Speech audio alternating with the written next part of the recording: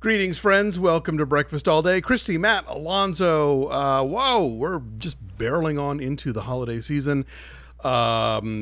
Big family-friendly audience popcorn favorites and awards movies. So much to talk about. It's the middle of December. And also, I want to mention really fast, we're not going to review Black Christmas, which is out this week. Yes. Because we cannot. Because our good friend April Wolf wrote it. However, I mean, we could. But we probably shouldn't. Just to be above board we like to be. But we are recusing ourselves because we have ethics. We are, but we're also going to have her on here on an a la carte interview. Yes. Not next Monday, but the following Monday. So we'll get to pick her brain about working on the film. So if you're wondering, where's our Black Christmas review? We've seen it. We will have seen it. We will have seen it. I'm seeing it anyway, tonight. But we're going to start out with something else, which is not Black Christmas, which is Jumanji, the next level. Correct. Who? Okay, well, all right. So the four teens are now off to college and still staying in touch, except for the Nat Wolff character, who seems to be sort of overwhelmed by things at NYU. Isn't it Alex Wolff? Oh God, I'm always getting the Wolffs confused. I'm sorry. As a sibling myself, I should be more. Yeah, come on, man. It's Alex. Alex Wolff. Sorry. Okay, not Nat Wolff. Alex Wolff. Not possessed by Paimon in this movie. Right. Alex has the beauty mark and Nat does not. That's the only way I can tell them apart. Like they're insanely identical. Anyway, Alex Wolff is feeling overwhelmed at NYU, and when he comes home for Christmas break, and his grandfather, played by Danny DeVito, tells him that look, getting old is terrible and life gets no better. He feels the need to go back into Jumanji. He puts the game back together, but this time it's broken, and so people don't get to pick what avatar they wind up in. And so things get very complicated, particularly because Danny DeVito winds up in the game as The Rock, and Danny Glover as Kevin Hart. And Kevin Hart having to talk like Danny Glover is one of the funniest things I have seen in a movie in a long time. It's the best part of the whole movie. It's a running joke that Danny Glover's character, Milo, speaks too slow. He takes a lot.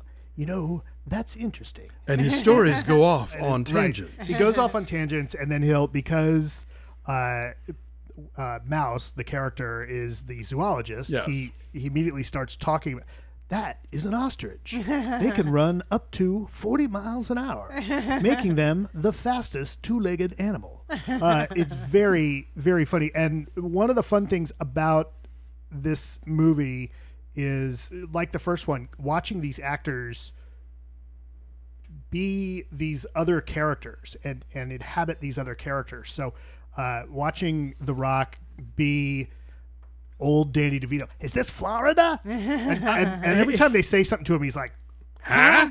Which we're in a video game? Right. I thought that was funny. And then there's some stuff like his Danny DeVito isn't great. It's hit and miss. It's inconsistent. Of all the people in this movie who are doing, like, because in the first movie they're being these sort of teen archetypes because you don't really know those actors super well. But like this time around, when you're dealing with people like DeVito and Danny Glover, I was noticing that The Rock's. I'll just say this: somebody else in the movie later does a much better Danny DeVito. Yeah, I agree. The Rock is basically doing like your generic New York retiree. Right, like in Boca. Right, in Boca. Right, which is fine. It's still funny to watch him do that. I enjoyed this movie a lot. It definitely ups the stakes. We get it's the next level. We get some new things happening. It's not this, they're surprised because, there's a new quest. It's a different quest. This movie, I don't want to, we were debating before we started recording this, what we could talk about that would be spoilery. So I won't talk about some of the casting. You've seen in the trailers who's back, including Nick Jonas, and the 14s from the first film. Yes. The actors that are the avatars. Jack Black, Karen Gillan. Right. And they're very good in this too. Rory McCann, who people will recognize as the Hound from Game of Thrones, is in this. He's the big bad. Right. And he's not given an opportunity to be particularly funny, which is a little frustrating because he can do comedy, as we saw in Hot Fuzz years ago. Oh. He's the one, yarp.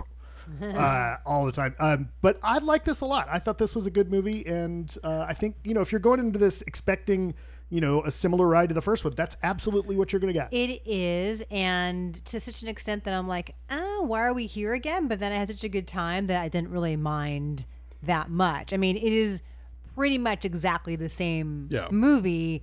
The reason that they go back into the game is totally contrived. You need some dumb reason to go back in the game, and they find one. But yeah, the fun of it, as it was with the first one, is watching people in different bodies, and the fact that characters switch bodies mid-movie at some points too is entertaining, because you have the actors get a chance to play a little more, and everyone the four main actors are doing, they're all so broad that they get to have a really good time with it. I laughed a lot at just some of the physical silliness of it, the ostrich chase, the thing with what kind of gorillas are they? Mandrills. Yes, the thing with that is like kind of terrifying. Mandrill. Yeah. Notice his multicolored spot. But really, truly, the whole bit with Kevin Hart channeling Danny Glover is absolutely the funniest part. And if it were just an entire movie of just Kevin Hart doing Danny Glover, having to speak slowly, right, and just having to like deviate so vastly from the fast-talking manic persona that he's built his entire empire on, that was really fun. And there are some touching moments in it too. Well, yeah, like I love there's like a teen romance heart-to-heart conversation that is happening while two people are scaling an ice wall. Like I thought that was a funny thing. Yeah, you're right. This is very much, I think, same old, same old. At the same time, they've done it entertainingly, so I can't really pick at that.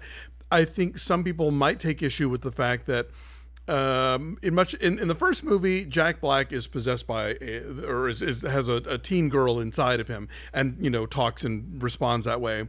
And in part of this film, he has a black male inside of him. Right, the character Fridge, right, played by Sir Darius Blaine. Yes, he gets switched. That is a fine line that I don't think they ever go too far past, but they're pushing it. He doesn't overdo it. No, I don't think people will find it offensive. I don't think so. I think some people might be more offended by the idea than the execution. But the whole time I was like, we're doing this. How's that going to go? Okay, but I think Jack Black is smart enough to know not to dip into caricature or whatever. Yeah, Jake Kasdan directed this again. Yes. So I had a good time. It does the thing that I'm annoyed with sequels, in that it doesn't really try to do anything different. It just slavishly tries to do the same thing again, but it's still doing it well. Yeah. So I can't knock it for that. I took Nick and he had fun. He had not seen the first one. I don't think you need to have seen the first one. Oh, I think you'd be totally lost. Really? No. I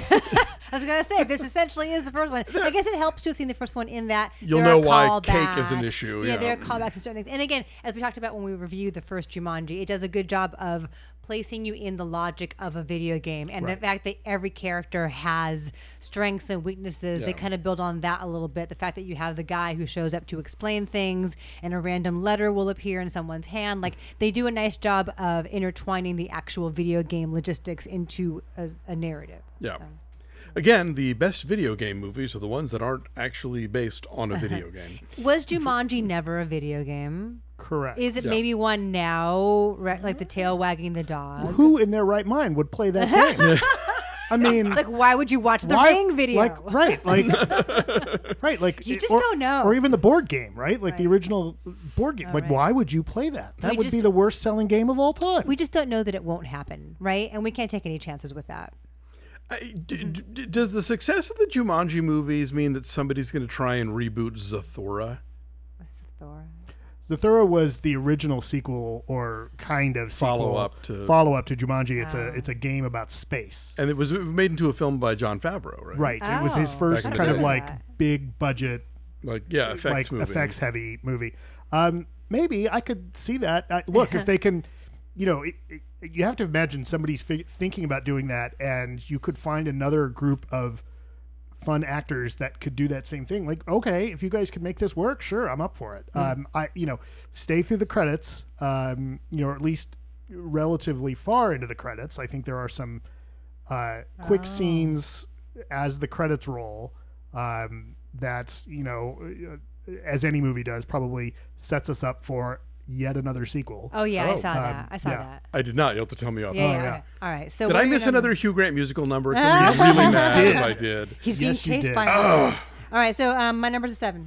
7.2. You guys are haters. I give it an 8. Okay, our number's a 7.4. It's at 69% on the tomato meter. Nice. Somebody had to. Sorry. Thanks, everybody. Thank you for watching. Won't you like this video? Won't you subscribe to our YouTube channel? Won't you follow us on social media at BeFastAllDay on Twitter, Instagram, and Facebook? And finally, won't you go visit our Patreon page at patreon.com/BeFastAllDay. That's where we're doing our television recaps of Mandalorian, Morning Show, Watchmen, His Dark Materials. And we've got a Christmas movie that y'all are going to vote on this week. That's going to be exciting for us to watch and review before we wrap up for the year. So much stuff, neat things. So check it out, patreon.com/BeFastAllDay. Thanks for watching. We'll catch you next time.